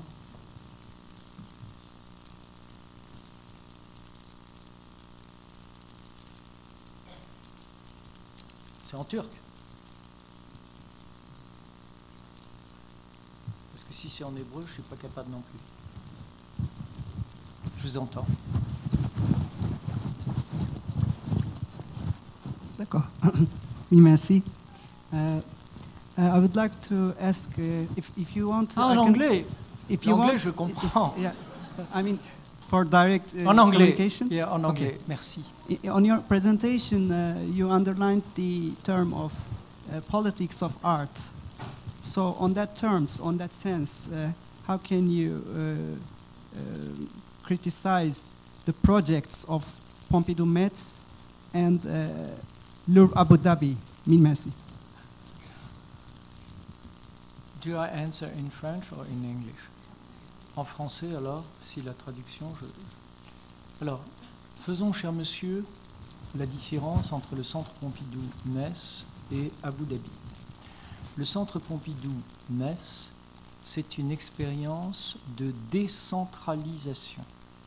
L'un des vrais problèmes que nous connaissons en France, et qui d'ailleurs fait écho à la situation politique actuelle, c'est la question d'un pays très centralisé. Et je n'ai pas le temps de vous répondre ici, mais étrangement, dans les années 80, à l'époque où François Mitterrand et Jack Lang étaient ministres de la Culture, il y a eu un doublement du budget du ministère de la Culture et un nombre absolument considérable d'institutions qui ont été construites en France. Et étrangement, cela a été inversement proportionnel au développement de ce que l'on pourrait appeler des écoles régionales. Vous aviez encore dans les années 60, je le dis devant mon amie Caroline David qui a vécu dans le nord de la France, vous aviez encore dans les années 1960 des écoles régionales, des spécificités régionales. Et étrangement, paradoxalement, mais tout ça est peut-être lié aussi à la circulation des gens, au transport, à la mobilité, à Internet, etc., etc. Vous avez, parallèlement à la multiplication de ces institutions, assisté à la disparition des écoles régionales. Et l'une des questions essentielles qui se posent aujourd'hui dans notre pays, c'est le rapport entre un pouvoir centralisateur et un pouvoir qui, de fait, justement, aurait une autorité en région. Le Centre Pompidou-Metz a répondu à ça. Il a tenté une expérience dans un contexte différent qui, très objectivement, monsieur, est un immense succès, avec une programmation extrêmement sophistiquée. Si je faisais au quotidien, non pas à partir des collections permanentes, puisque ce que je vous ai montré là se fait uniquement avec nos collections. Tout ça, c'est nos collections. C'est rien d'autre que nos collections. Si je faisais la politique d'exposition temporaire au Centre Pompidou Paris, que nous faisons au Centre Pompidou Metz, je perdrais probablement la moitié du public. Il y a aussi quelque chose qui me paraît intéressant. Après, sur Abu Dhabi. Ah là là, Abu Dhabi. Ah là là. Abu Dhabi, c'est... Comme toujours, il y a du bon et du mauvais. Abu Dhabi, il valait mieux, si je sais d'où je parle, que nous, en France, nous les Français, nous le fassions, que ce soit, si vous voulez, encore une fois les Américains, vous allez dire je suis dans la tradition paranoïaque des Français. C'est intéressant d'ailleurs la relation entre la paranoïa des Français et la schizophrénie du capitalisme. Il y a une tension extrême entre... Et paradoxalement d'ailleurs, c'est plus marrant de travailler avec un schizo qu'avec un parano. C'est pour ça que je ne travaille pas avec moi-même, mais je travaille avec les autres. Mais si vous voulez, ce qui est assez intéressant, c'est que Abu Dhabi s'est voulu un rêve universel. Suis-je pour un musée universel? Suis-je pour un musée des religions comparées? Suis-je pour un musée qui laisserait entendre, si vous voulez, que l'humanité, selon des critères et des formes différents, a pensé à un moment donné de ses histoires ou de son histoire des sortes de similitudes formelles? Est-ce que je crois en ce qu'on appelle les pseudomorphoses, les analogies formelles, si vous voulez? Et est-ce que je crois que les intentions des uns sont les intentions des autres? Eh bien, je vous réponds non. Non, je n'y crois pas. Après, je vois que Abu Dhabi a un rôle absolument déterminant dans le Golfe. Mais Abu Dhabi n'empêche pas la Biennale de Sharjah. Abu Dhabi n'empêche pas d'autres expériences à Doha, au Qatar, dans quelques pays semi-libres. Semi-libre.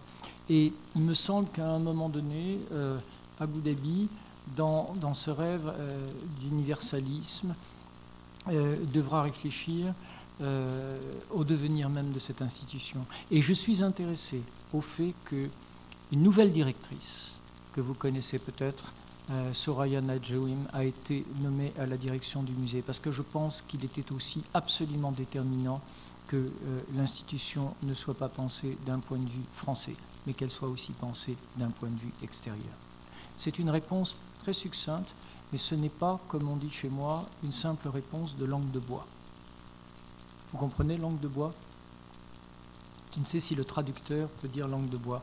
La langue de bois, Ali, tu sais comment on dit langue de bois en turc? C'est quand on... Dis-le fort que tout le monde entend. Ok? Donc c'est pas une réponse comme ça. Et puis la dernière question, c'est monsieur, je crois. Monsieur. Et puis après... Mais vous la posez en français? En français. Merci monsieur, comme ça, la traductrice, que je remercie beaucoup, beaucoup. Merci à la traductrice.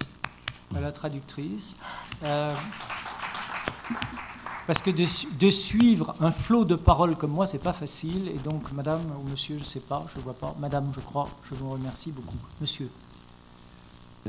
Bonjour, bonsoir, je suis Bédri Baïkam, je suis le président de l'association des artistes plasticiens. C'est un honneur de vous accueillir ici. Juste un plaisir. On vous remercie d'être venu, évidemment. Je voulais vous dire que ça fait à peu près 35 ans que, depuis 35 ans, d'une manière ou d'une autre, j'ai lutté avec d'autres artistes ou écrivains contre la domination occidentale dans le monde de l'art.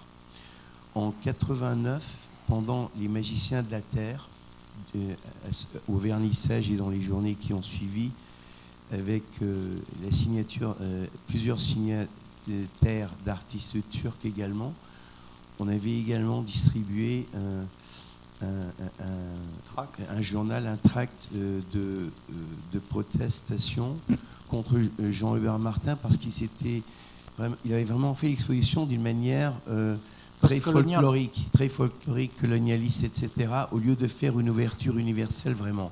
Et surtout que je l'avais averti avant l'exposition. Et le livre dont vous avez parlé, Comment New York a volé l'idée de l'art moderne, il y a 30 ans, je l'ai résumé et traduit en turc. Ça a été publié dans l'un de mes livres. Et c'est un livre super.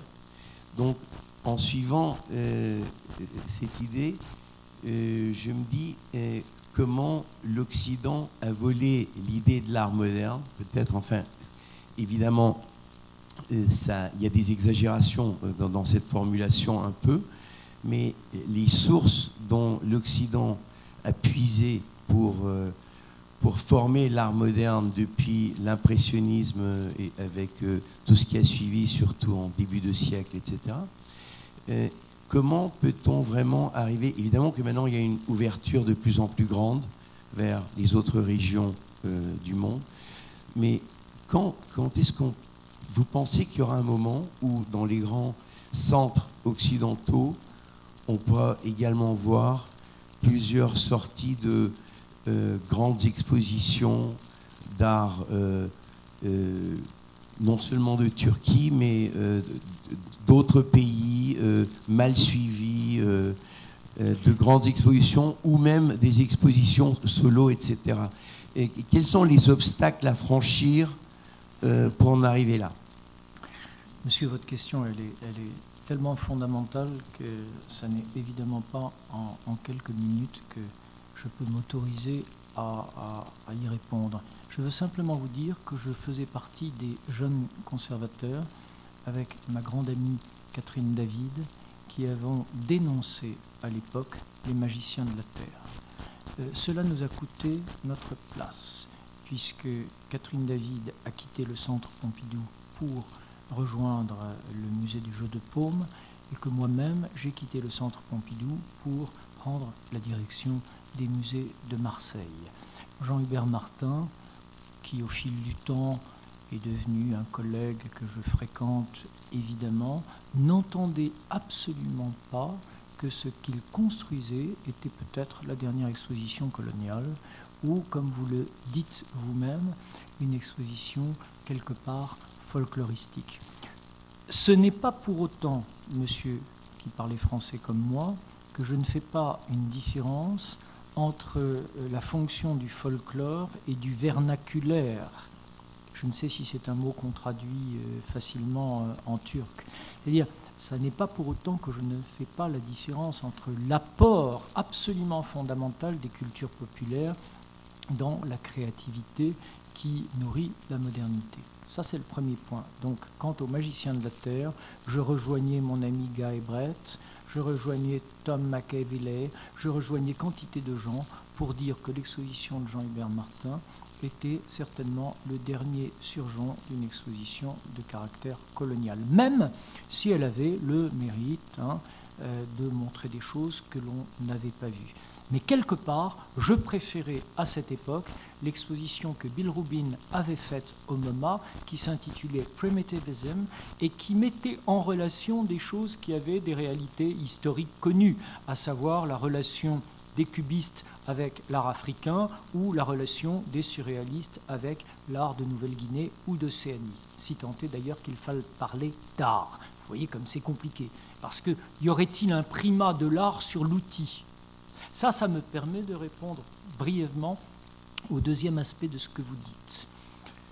La notion d'art, nous l'avons échafaudée, construite. Vous connaissez les travaux de Hans Belting, certainement un des plus grands historiens de ce XXe siècle. Il a bien montré, Hans Belting, que tout cela était une construction de l'esprit à laquelle, de fait, nous avons souscrit parce qu'elle nous arrangeait. Parce qu'elle nous arrangeait.